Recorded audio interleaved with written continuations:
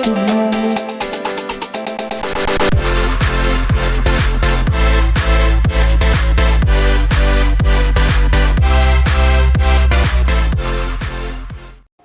right, Average Joe's fans, we are here with a very, very, very special guest.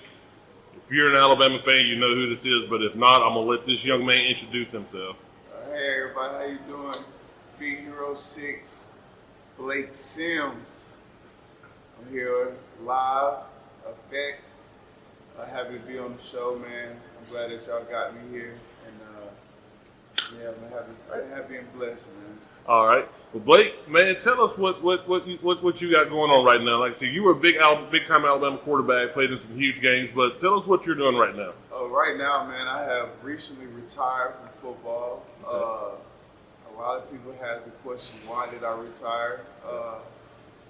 I retired because, man, I felt like it was nothing else to accomplish, and God had a calling for me to give my talent and what I know back to the youth, and I enjoyed it. I had a couple camps, and I had an opportunity to encounter with kids, and I enjoyed it a whole lot. And this past season, doing the 707, that would certify it for me to know that I wanted to coach, you know. Okay. And, coaching at Mount Bethel High School, enjoying it, great community, East Cobb. Okay. Great community, great kids. Even the parents are even greater. We got a great thing going, first year program. Yeah, I was just doing that and being a father, man. Just spending more time. I don't know what to do with the extra time. Am I enjoying not working out? I still get it in some, but not as much right now. So maybe in the near future I'll pick it back up. So today you're here in Albertville, Alabama, doing the sign-in. So most people don't know your connection to this area. Tell us a little bit about that connection that you have to this area, because it's a common person and a common family with Average Joe's and yourself. So tell us how you got connected to this area. Yeah, man. The Fontaines, great family. Their son Jonathan's doing a great job on the field this year. That's my little brother. I ain't gonna pump his head up too much on him, thinking that, you know. And but he's at Douglas right now. He's doing a great job, man, and working his butt off and making it happen. And that great family, man, just to be around them, and Cooper, my man Cooper. Happy belated birthday to you. Shout out to my boy Cooper. Just met them. A great story. We have a great story behind us, and you know, Jonathan's a great kid, man. He's working his butt off every year, and everything that he has received, he deserves. You know, he keeps his head down, keep God first, and you know, his father Daniel and his mother Cherry, great souls, great people to be around, and my dog the boss, man.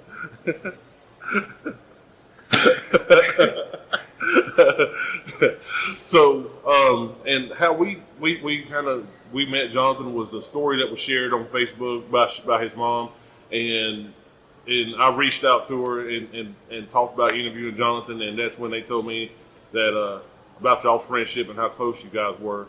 So, man, it's amazing what sports can do as far as bringing people together. No, for sure. So yeah, just tell us about that. You know, as far as, you know, sports bringing people together and making those connections. Well, I started playing football at the age of 4, and I never knew what football would do for me, but I knew what it was doing for me at that time. It was just it was just fun for me, you know. I created a love of the game, and I felt like that was the only place. That's where playing quarterback grew in my soul, because that was the only place that I was the boss. Right. And I could tell people what to do, and they'd do exactly just that, right? Yeah. Because out the field, I have 5 sisters. I have a lovely mother that loves and adores every single one of us. And I couldn't tell them what to do, so no. I started playing football, and that right there, man, and I had goals, you know. Shout out to Michael Vick for hosting a kick punt and pass camp, and I got an opportunity to spend time with him and his family and see how that is, and just being here and just going to Alabama, having my story with that, and I just wanted to take that and grow and make something great with it to where I can help other kids and help them with their opportunity. And that's when I had the opportunity to meet Jonathan. Right. I felt like we met at a camp and we went and ate at a Mexican restaurant. First time meeting each other, and he told me he wanted to be great, man. You know, and I told him what to do, and for me to tell him there's so much small things to do, he went and applied it to his craft. It took my attention, and I wanted to help him out even more. And anyway, and the great thing about Jonathan, he didn't keep it to himself. You know, he opened it up to the community and to his friends to get an opportunity to get better, and I think that's what makes him such a great leader right now. Right. So you mentioned you started playing football at the age of 4. Did you participate in any other sports besides football, or was it football was number one? I played everything but tennis and soccer. Okay. So whatever was baseball, basketball, football. I did play soccer 1 year. Okay. I played soccer. It was in middle school. Yeah. I ran track. Yeah, that was about it. All right. So, out of all those sports, what made you decide to go with football?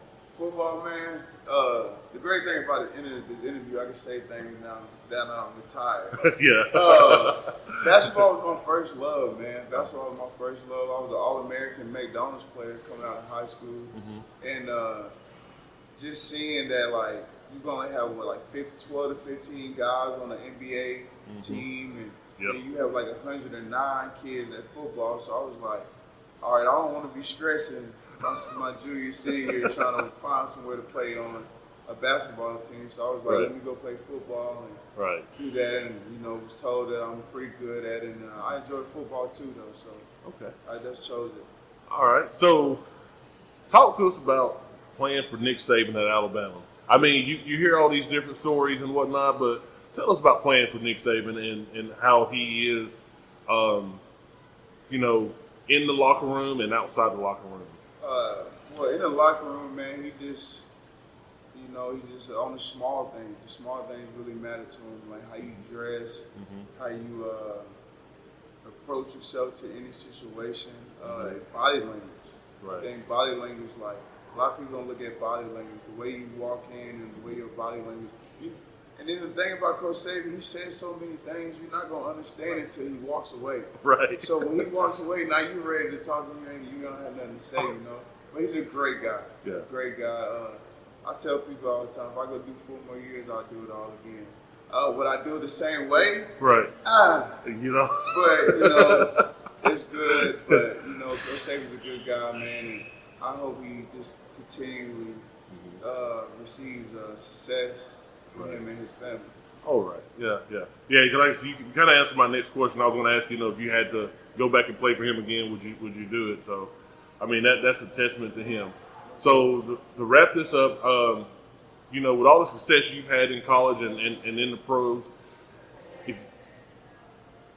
to the young players that's playing in high school right now, and not even high school, middle school or peewee ball, just give them some words of encouragement. What would you say to them right now to kind of just push them to continue to be great and what they need to do to be great? I would say, man, right now don't focus on the outcome. If you're in high school right now, don't focus on the outcome. Be where your feet are, man, and enjoy every moment. Take every day, just one day at a time.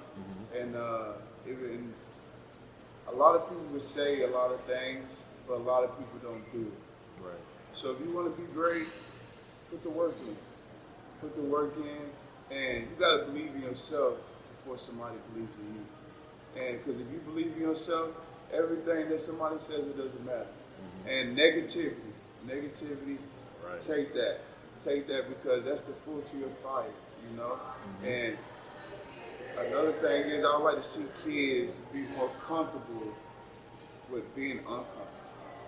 Let me say that again. I would like to see kids be more comfortable with being uncomfortable. And what I mean by that is when you face adversity, the kids want it so much is that sometimes you gotta understand that a loss is good too. Because there's a lot of lessons out of a loss. And I feel like that's where I have grown and became who I am because of the losses that I have took. Not many losses, but losses. Not many. Yeah. Very true, very true. Like I was saying before we got started, man, my first Iron Bowl was when you was at Alabama in 2014, and that was a game for the ages. Yeah, most definitely. It was a big game. I think that closed off the chapter of my season, and the way that season went, man, I wouldn't change it for no reason. And I'll do it all over again, like I said, the same way, injuries and all. So. Well, Blake, man, I appreciate you sitting in with us. It was a huge honor to have you on Average Joe's and to have you sit in, take some time, and just talk to us today. We look forward to seeing you again in the future, and good luck to you going forward. Thank you. I appreciate you a lot.